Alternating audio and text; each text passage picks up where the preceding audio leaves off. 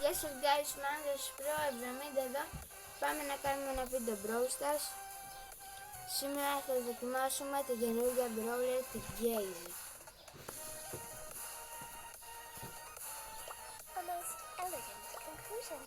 Ένα training grounds και ένα practice match θα παίξουμε.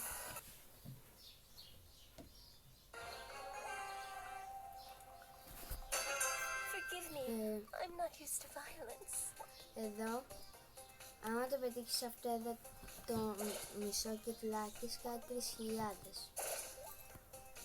Άμα το πετύχεις όπου να είναι 1.500. Η σούπερ της είναι αυτή, δεν βλέπει ο άλλος.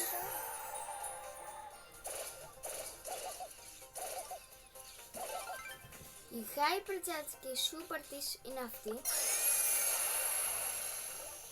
Ναι, και πάλι δεν βλέπει ο άλλος επειδή σου σκάει και damage.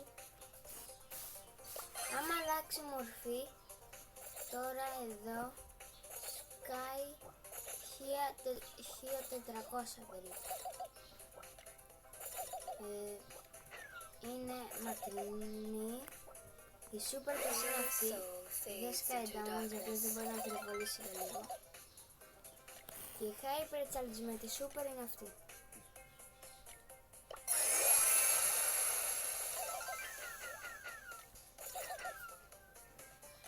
Αυτό βασικά. Αυτό ήτανε το πιο πολύ. Και εδώ κοιτάξτε πως σκάει απλώς 750 damage. Αυτά ήταν τα training grounds. Πάμε να παίξουμε και ένα match με την Gale. You're still a winner inside. Ωραία.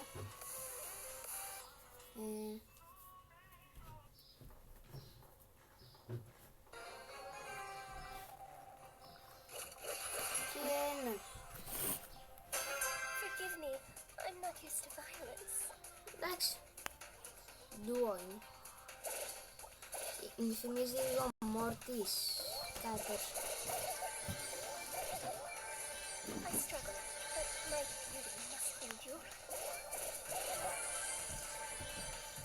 Εντάξει, δεν είναι και χάλια, αλλά δεν είναι ούτε και καλιότητα. Εγώ περίμενα να είναι πιο καλή από την αλήθεια. I simply must go. Και ναι.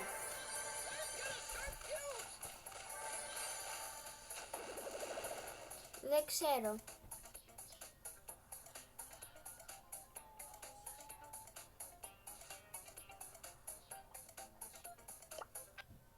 Ναι, αυτό ήταν. Πάμε, γιατί μερικοί μπορεί να μου πείτε αν δεν το είδα και αυτά. Πάμε ξανά, μία τελευταία φορά.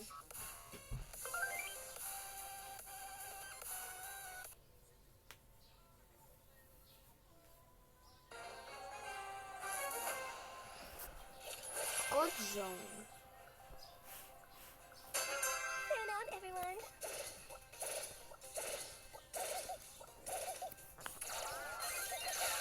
Θα βάλω τη δεύτερη της μορφή.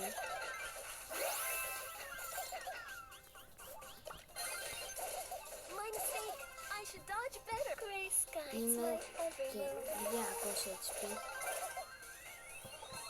Εδώ θα βάλω να μην βλέπουμε. A little wind, a little Δηλαδή μόνο τα φοράμε.